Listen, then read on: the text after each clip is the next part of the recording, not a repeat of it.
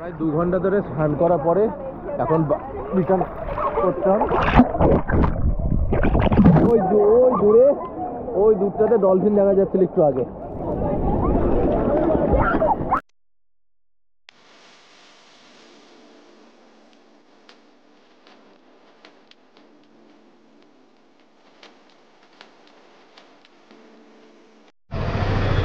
এখানে হচ্ছে সেমিগার্টন guest house, আর ঠিক তার অপোজিটে একটু এগিয়ে আছে মা বাবা ভবন। এগুলির ভেতর দিয়ে হচ্ছে আমাদের হোটেল, আর ঠিক মা বাবা ভবনের রাস্তার অপোজিটে এই রাস্তাটা নেমে যাচ্ছে। এই রাস্তাটা দিয়ে সোজা চলে গেলেই আমাদের সি বিচ পড়ে যাবে, জাস্ট 2-3 মিনিটের রাস্তা। এখন অলমোস্ট দুপুর 1টা বাজে, আর যার রোদের তেজ, আর এখন সামনে সমুদ্র।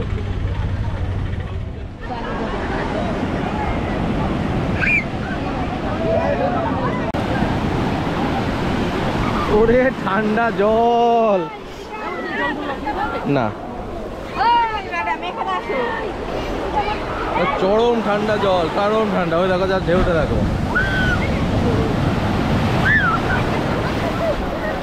দাঁড়াও, ঢেউয়ের মধ্যে যেতে হবে, এখান থেকে পারে গেলে হবে না। পেছনে দেখাও, ওই দেখো ওই দেখো ওই দেখো।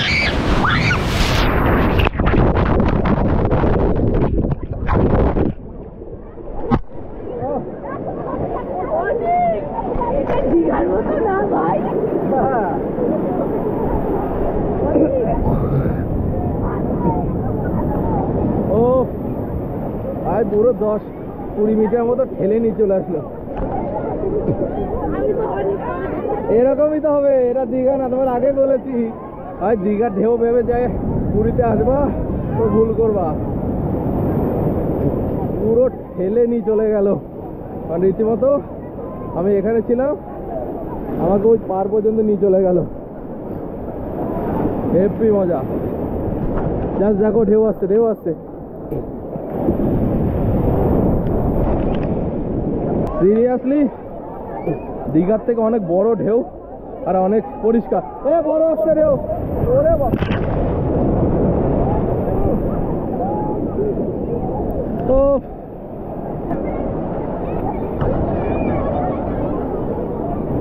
আরে কিচ্ছু হবে না বলছি, এখানে দাঁড়ায়।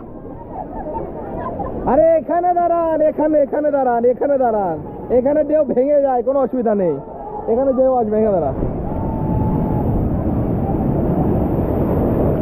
দেখেন এরকম ভাবে দাঁড়ান, এখানে এসে ওরকম ভাবে দাঁড়ালে পড়ে যাবেন। এরকম ভাবে দাঁড়ান, চাষরা হয়ে যান, জলটা কেটে যাবে। এরকম চাষরা ঘুরে যান, এরকম হয়ে যায়, ব্যাস। ওরকম এরকম ব্যাস।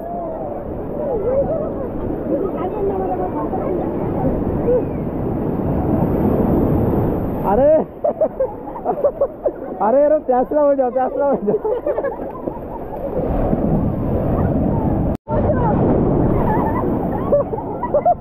উঠা উঠা, ওনাকে উঠা।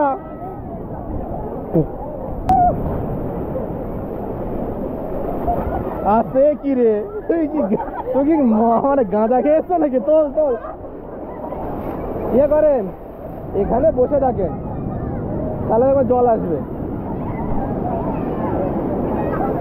এই জলে আপনার যতই যাক এখানেই ফেলবে। হ্যাঁ ঠিক আছে, আরে আসেন, কোনো অসুবিধা, আরে কোনো ভয় নেই, আসেন। এখানে এখান থেকে যাবে না বালি, এখানেই থাকবে। কি বলছে কোনো ব্যাপার। ওদিকে দেখেন লোকে কোথায় গেছে,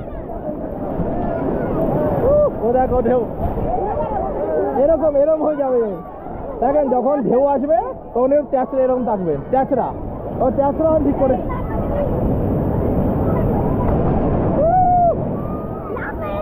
মা কি করছে? ওরে বাপরে বাপ, ও দেখো দেখো ঢেউটা দেখো, ঢেউ আসছে, বড় ঢেউ আসছে।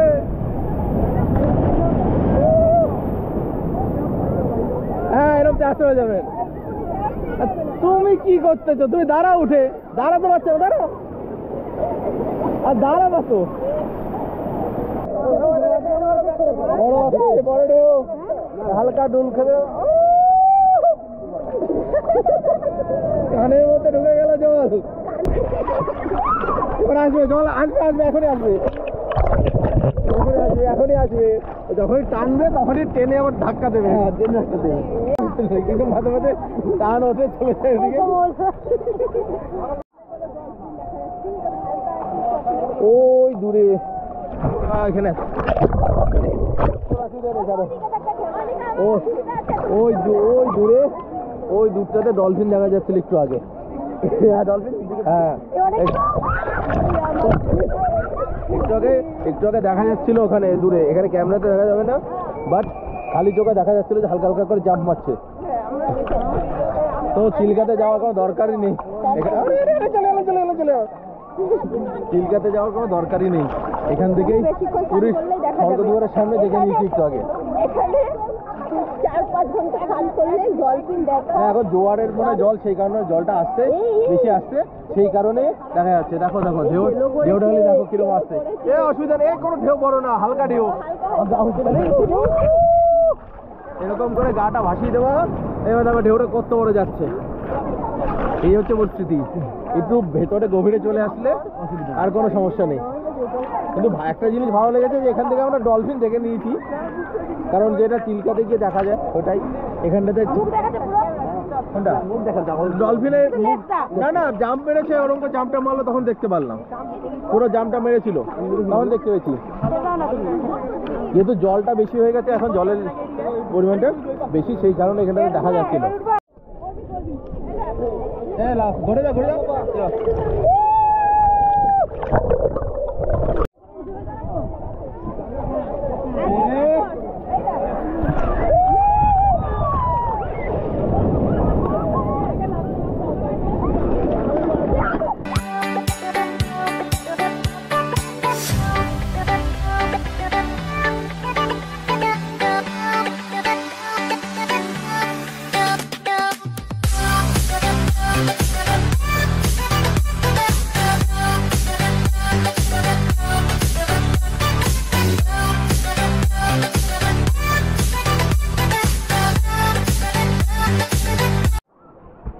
প্রায় 2 ঘন্টা ধরে স্নান করার পরে এখন রিটার্ন করতে হবে।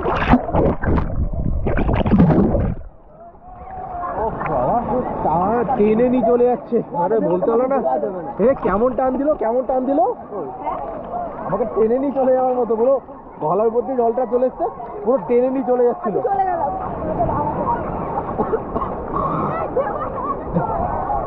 বাপরে বাবা, হ্যাঁ পুরো টান যা দিল মনে হচ্ছে টেনে নিয়ে চলে যাবে সমুদ্রের ভেতরে, তারপরে পুরো ডুবিয়ে দিল। চলো একটুখানি গাটা ধুয়ে নিই, ঢেউটা আসার আগে, ঢেউ আসার আগে গাটা ধুয়ে নিই যাতে বালি ফালি না থাকে, আর শেষবারের মতো একটু ডুব মারি।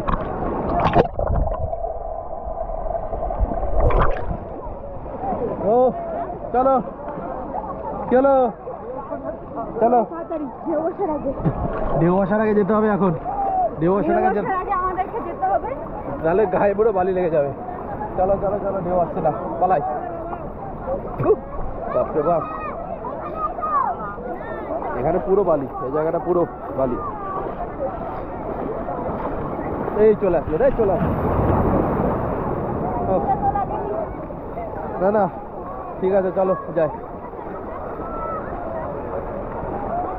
কোথায় দিদি, কোথায়?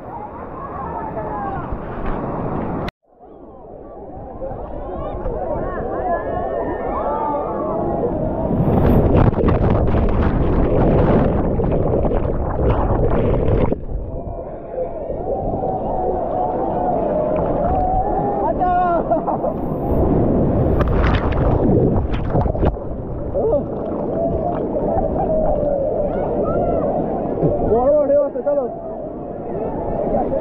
যাও যাও, এখানে দাও, এখানে দাও।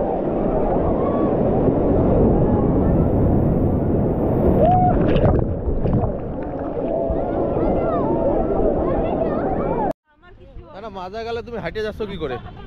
ও বলো কেমন লাগলো আজকে? ভালো। কি ভালো? কি সানে কি ভালো সেটা তো বলতে হবে। জল, ঢেউ, কি ঢেউ, ঢেউ জল সব ভালো। কেন ভালো ছিল? কারণ ম্যাডাম বলছি আপনার বক্তব্যটা বলুন। এনার মাজা ভেঙে গেছে স্নান করতে গিয়ে, দেখুন কুদিয়ে কুদিয়ে হাঁটছে। আমার গায়ের উপর পড়ছে, আবার নাকি ওর মাজা ভাঙছে। ওর মাজা ভাঙলো কোন দিয়ে?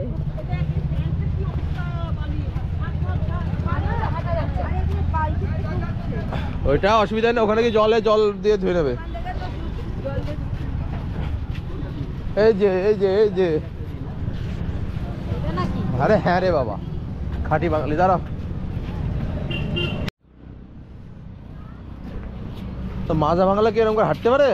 আরে না না, তাহলে ওই ঢেউটা মানে দুটো জোরে জোরে দিয়ে প্রথম ঢেউটা যে এসেছিল যখন, প্রথম ঢেউটা এসে আমি পুরো মানে জলের তলাতেই ডিগবাজি খেয়ে গেছি দুবার। ডিগবাজি খেয়ে তারপর উঠলাম, উঠে দিকে আরেকটা চলে এসছে ঢেউ। আমি বলে বলতে পারবো না আমার কি অবস্থা। আর গতকালকে এরকম এসেছিল কিন্তু ঢেউ। গতকালকে থেকে এটা বেশি অনেক, না গতকালকেও এসেছিল কিন্তু আজকে এটা বেশি। একটা দুটো আসছে জোরে জোরে, একটা দুটো। ওই দুটো এসে গেছে। দূরে থাকলে ভয়ে যদি না আসতো তাহলে কিছু হতো না। হ্যাঁ আমরা তো আসছিলাম। কেন গতকালকে তুমি যেটা ছিটকে চলে যাচ্ছিলে সেটা ওটা বলো, যে আমি বললে তোমার হাঁটুটা পুরো আমার নাকের উপর এখানে মুখের উপর পড়লো। হ্যাঁ তখন মানে জলের তলায় আমি কি হয়েছে যে এখন আর আসে যখন পরপর আসছে দেখ, মানে একটা কাপড় যেটা হলো না, আমি পুরো মানে মাটিতে হাত চলে গেছে বুঝলি, তুই গায়ের উপর পড়েছিস, আমি আমি উঠতে ভাবি কি পারছি না। এখন দিক গেল সব কে কোথায় গেল আমি আর উঠতে পারছি না। তারপরে এরকম আমি বলছি গেছি, তখন আমি বলছি আমি গেছি, আমি আর বেঁচে নেই। তারপরে যখন আমি উঠলাম, তখন আমি বাবা আমি হাত কেটে দেওয়ার মতো, আমি বলছি আমি চলে যাই বাবা। কেন মাটিতে হাত পড়েছে তো কি হয়েছে? ওর হাত থেকে আমার হাত কখন ছুটে গিয়েছে হ্যাঁ তো কি ওই ঢেউ কি রাখা যায়? এরকম ভাবে ওই তো পড়ে যাবে কি তার পূজা যে টাইমে আমার হাত থেকে ছুটলো কালকে, সেম এরকম আমার ধাক্কা মেরেছে, আমি হাতে থেকে ছিটকেই চলে গেল।